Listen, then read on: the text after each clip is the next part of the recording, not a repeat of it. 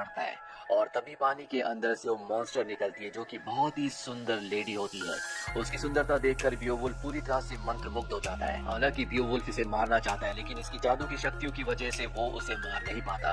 और ये जो बहुत ही सुंदर डीमन, बहुत ही सुंदर मॉन्स्टर जो कि इंसान के रूप में है, ये बियोवुल्फ को सिड्यूस भी कर रही होती है। और अब बियोवुल्फ इसके झांसे में आ जाता है। ये बियोवुल्फ को कहती है कि मैं तुम्हें राजा बना दूंगी, लेकिन इसके बदले जो तुम्हारे पास गोल्डन ड्रिंकिंग हॉर्न है ये तुम्हें मुझे देना होगा। और मेरा बेटा जो मारा गया है इसके बदले तुम्हें मुझे एक बेटे को देना होगा। बियोवुल्फ उसकी बात मान जाता है और ये दोनों एक दूसरे के करीब आ जाते हैं। और अब बियोवुल्फ वापस राज्य आ जाता है जहाँ पर राजा को बताता है कि मैंने उस मॉन्स्टर को, उस डीमन को मार दिया।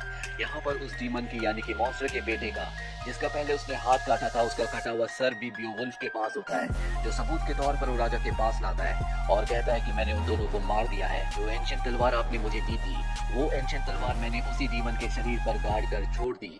साथ ही मुझसे वो गोल्डन प्याला भी खो गया जो आपने मुझे उपहार के तौर पर दिया था। हालांकि राजा को अभी भी उसकी बातों पर विश्वास नहीं होता, इसीलिए वो बियोवुल्फ को अपने साथ एकांत में ले जाता है और उसे बताता है कि एक बार पहले मेरा भी उससे सामना हो चुका है। वो एक जादूगरनी है, उसके सुंदर रूप के जाल में मैं फंस गया, जिस वजह से मैं उसके बच्चे का पिता बन गया। उस बच्चे का जो कि एक मॉन्स्टर था जिसे तुमने मारा है। लेकिन अब इन बातों से कोई फर्क नहीं पड़ता। अब जब दोनों ही मारे जा चुके हैं तो श्राप हमेशा के लिए खत्म हो चुका है। लेकिन बियोवुल्फ को एहसास होता है कि श्राप खत्म नहीं हुआ, बल्कि जो श्राप पहले राजा के ऊपर था अब वो उसके ऊपर आ चुका है। और अब राजा घोषणा करता है कि मेरे बाद इस राज्य का राजा बियोवुल्फ होगा। और इसके बाद वो अपनी जान दे देता है, उसकी बॉडी नीचे गिर जाती है। सभी लोग बियोवुल्फ के सामने घुटने टेक देते हैं, उसे अपना राजा मान लेते हैं। और तभी पानी के अंदर से वही डीमन निकलती है और राजा की बॉडी को पानी में ले जाती है। कई साल बीत जाते हैं और अब बियोवुल्फ बूढ़ा हो चुका है। वो एक सेना से युद्ध कर रहा होता है। दरअसल बियोवुल्फ ने आज तक कई मॉन्स्टर्स को मारा है, इसीलिए वो पूरी दुनिया में बहुत ज्यादा फेमस होता है।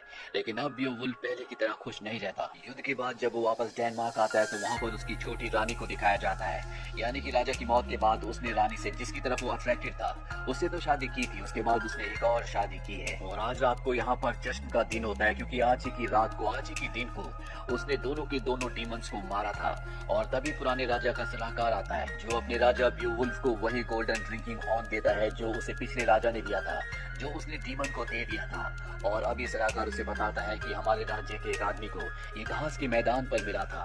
इसे देखने के बाद बियोवुल्फ समझ जाता है कि जरूर कोई ना कोई बड़ी विपदा राज्य पर आने वाली है। और होता भी ऐसे ही है। रात के अंधेरे पर यहाँ राज्य के एक गाँव में एक ड्रैगन हमला कर देता है और कुछ ही देर बाद वो इंसानी रूप में आ जाता है। इसके बाद वो एक प्रीस्ट के पास जाता है और कहता है कि अपने राजा को बता देना कि उसने जो भी पाप किए हैं बहुत जल्दी उसके सामने आएंगे। प्रीस्ट बियोवुल्फ के पास जाता है और उसे सब कुछ बता देता है। यहाँ पर बियोवुल्फ समझ जाता है कि जो ड्रैगन प्रीस्ट के पास आया था वो और कोई नहीं बल्कि उसी डीमन का बेटा है जिसे उसने गोल्डन ड्रिंकिंग हॉर्न दिया था और वादा किया था कि वो उसे एक बच्चा भी देगा। जिसके बाद बियोवुल्फ और वो सुंदर डीमन एक दूसरे के करीब आ गए थे। यानी कि ये जो ड्रैगन है, ये जो बच्चा है, ये और किसी का नहीं बल्कि बियोवुल्फ का ही है। इसीलिए बियोवुल्फ तय करता है कि एक बार फिर से वो उसी डीमन की गुफा में जाएगा ताकि अपने राज्य को, अपने लोगों को बचा सके। और अपने पुराने दोस्त के साथ, जिसके साथ वो पिछली बार गुफा के बाहर तक गया था, एक बार फिर से उसके साथ जाता है। और जब ये दोनों गुफा के बाहर पहुंच जाते हैं तो वो अपने दोस्त से कहता है कि अगर मुझे कुछ हो गया तो मेरे बाद तुम इस राज्य के राजा बनोगे। और अकेले ही वो गोल्डन हॉर्न लेकर अंदर पहुंच जाता है। वो वहाँ पर गोल्डन हॉर्न फेंकता है, जिसके बाद वो गोल्डन डीमन वहाँ पर अपीयर होती है।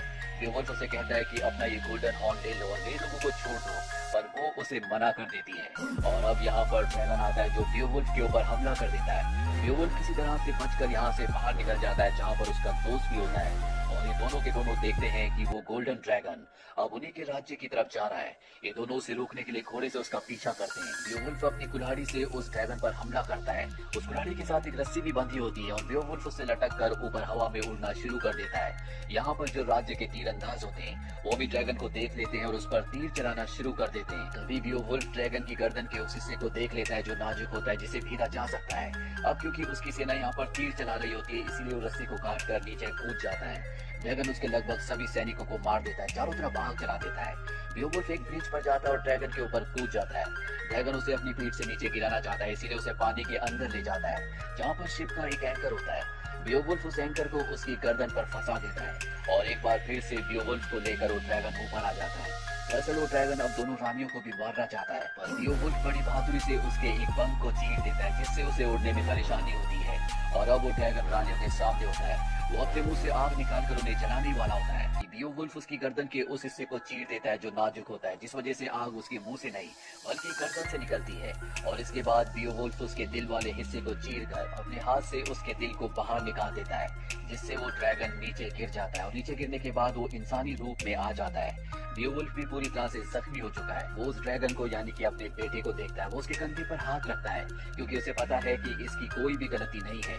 ये एक श्राप है जो सदियों से चला आ रहा है। और अब बियोवुल्फ का सबसे अच्छा दोस्त, जिसने हमेशा उसका साथ दिया, जिससे उसने वादा किया था कि मेरे बाद तुम ही राजा बनोगे, वो बियोवुल्फ के पास आता है और वो उसे सब कुछ बता देता है कि ये जो ड्रैगन था ये और किसी का नहीं बल्कि मेरा ही बेटा था। डीमन ने किस तरह से उसे अपनी बातों में अपने वश में किया। वो उसे अपनी जिंदगी की सारी सच्चाई बता देता है, लेकिन उसका दोस्त वादा करता है कि वो ये किसी को नहीं बताएगा ताकि उसकी लेगेसी हमेशा ज्यों की त्यों रहे। और अब वो अपने दोस्त को यानी कि बियोवुल्फ को फाइनल फ्यूनरल देता है, जो कि पुराने रीति रिवाजों से होता है। वो उसकी बॉडी को शिप में रखकर समंदर में आग लगाकर छोड़ देता है। दरअसल बियोवुल्फ के वादे के मुताबिक अब ये यहाँ का राजा है। और तभी इस नए राजा को रेत में वही गोल्डन ड्रिंकिंग हॉर्न दिखता है जो बियोवुल्फ को पुराने राजा ने दिया था। और जब वो समंदर की तरफ देखता है तो वहाँ पर वही डीमन शिप के पास जाती है और वो बियोवुल्फ को आखिरी अलविदा करती है। और अब वो इस नए राजा की तरफ आना शुरू कर देती है। ये राजा भी उसकी खूबसूरती से अट्रैक्ट हो जाता है, उसकी तरफ पूरी तरह से मंत्रमुग्ध हो जाता है। यानी कि जो गलती सबसे पहले राजा ने की थी उसके बाद बियोवुल्फ ने की थी, अब ये भी वही गलती करने वाला है। यानी कि श्राप अब कभी खत्म नहीं होगा। तो ये थी पूरी कहानी फिल्म बियोवुल्फ की। ये फिल्म ईयर 2007 में रिलीज हुई थी। IMDb पर इसकी रेटिंग है 6.7। उम्मीद करते हैं कि ये कहानी आपको पसंद आई।